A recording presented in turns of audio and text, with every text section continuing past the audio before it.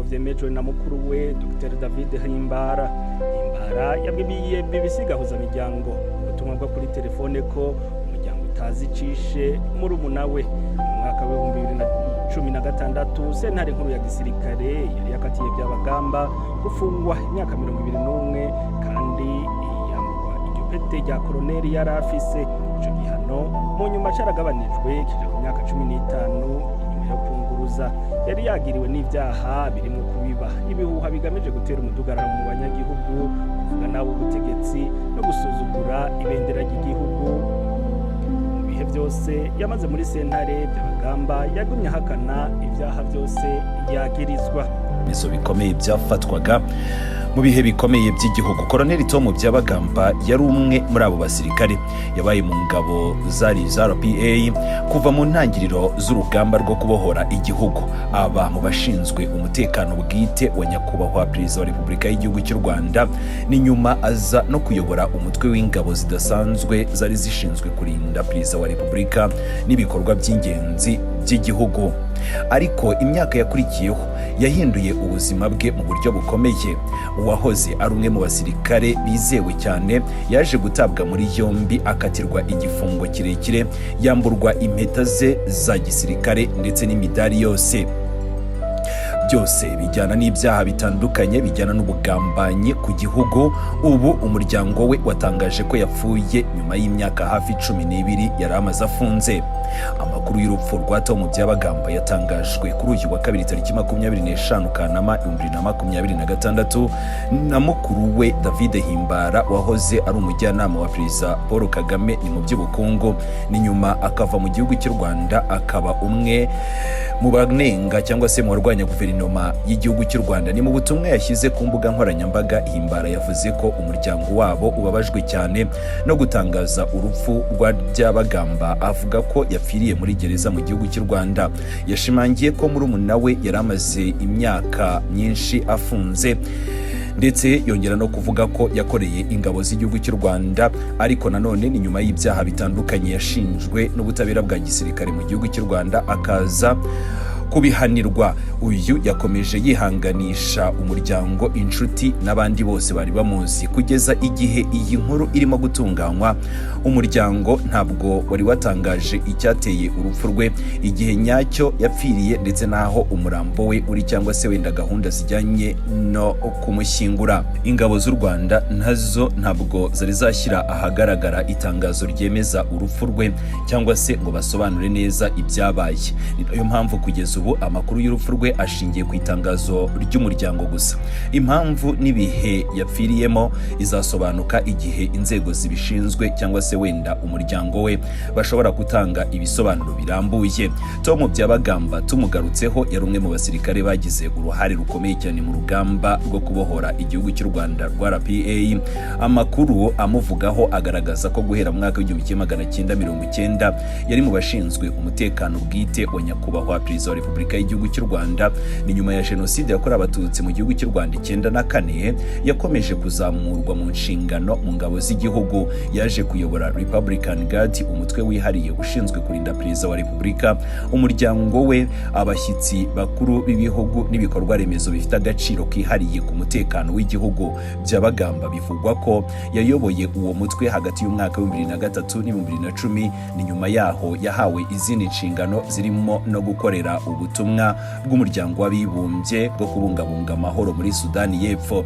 Ni muri icyo gihugu havuye kimwe mu byaha yaje guhamwa: kutubaha ibendera ry'u Rwanda. Ni mu muhango wabereye mu butumwa bw'amahoro. Byabagamba yatawe muri yombi kwa 24 Kanama 2014. Ni nyuma yo gusubira mu gihugu cy'u Rwanda avuye mu butumwa bw'amahoro. Yafunganywe na muramu we Brigadier General Frank Rusagara wari waragiye mu kiruhuko cy'izabukuru hamwe na Serija François Kabayiza nawe yari yaravuye mu gisirikare. Ubushinjacyaha bwa gisirikare bwabareze ibyaha byibanda ku magambo bwavugaga ko yaragamije gusebya ubuyobozi bw'igihugu. guteza imvururu muri rubanda ndetse no gushishikariza abasirikare n'abandi bantu kwitandukanya n'ubutegetsi bw'igihugu cy'u Rwanda. Urubanza rwabo rwakurikiranywe n'abantu benshi kubera amateka n'imyanya Byabagamba na Rusagara bigeze kugira mu gisirikare cy'u Rwanda. Ubwo ngubwo kwa 31 Werurwe 2016 urukiko rwa gisirikare rwahamije Byabagamba ibyaha birimo guteza imidugararo muri rubanda, gusebya igihugu cyangwa se guverinoma y'igihugu cy'u Rwanda, guhisha ibintu byashoboraga gufasha mu gukora icyaha ndetse no kutubaha ibendera ry'igihugu. Yakatiwe igifungo cy'imyaka 21, anamburwa ipeti rya koloneli n'imidari yari yarahawe mu gisirikare. Minisiteri y'Ingabo yemeza ko yafashwe kwa 24 Kanama 2014 kandi ko ibyo byaha byagumishijweho mu bujurire. Frank Rusagara we yari yarakatiwe imyaka 20, mu gihe François Kabayiza yari yarakatiwe igihano cy'imyaka 5.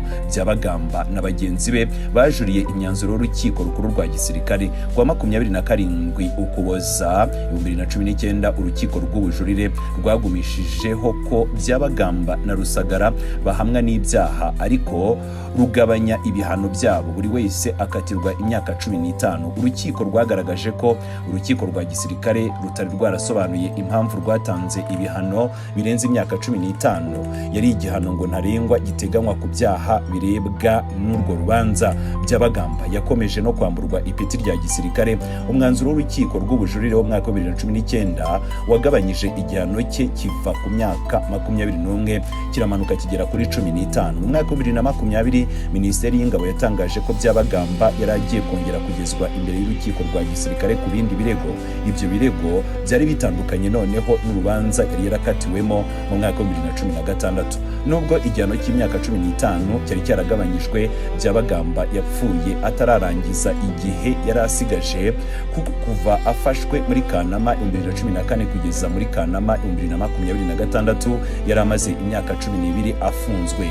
Inzego z'u Rwanda zakomeje kuvuga ko urubanza rwa Byabagamba ko rwakurikije amategeko kandi ko ibyaha yaregwaga byagombaga kujyana n'umutekano w'igihugu n'amahame agenga igisirikare cy'u Rwanda. Ariko imiryango mpuzamahanga iharanira uburenganzira bwa muntu yo yanenze urwo rubanza cyane. Nk'ubwo ngubwo Human Rights Watch yavuze ko byinshi mu birego ngo byari bishingiye ku biganiro bwite ndetse no ku magambo anenga politiki na guverinoma. Yanagaragaje ko mu rubanza rwe ngo havuzwemo ibirego byo gukorerwa iyicarubozo ndetse no kubangamira abatangabuhamya.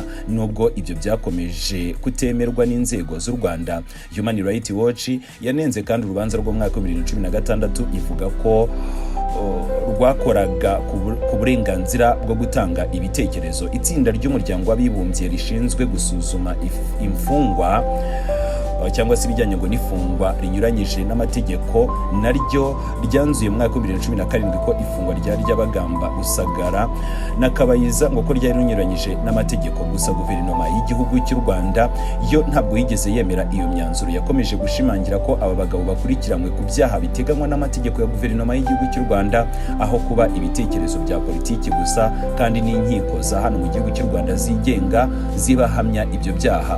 Urupfu rwa Byabagamba ruje nyuma y'urw'umwe mu bo bari bafunganywe muri dosiye imwe, Brigadier General Frank Rusagara.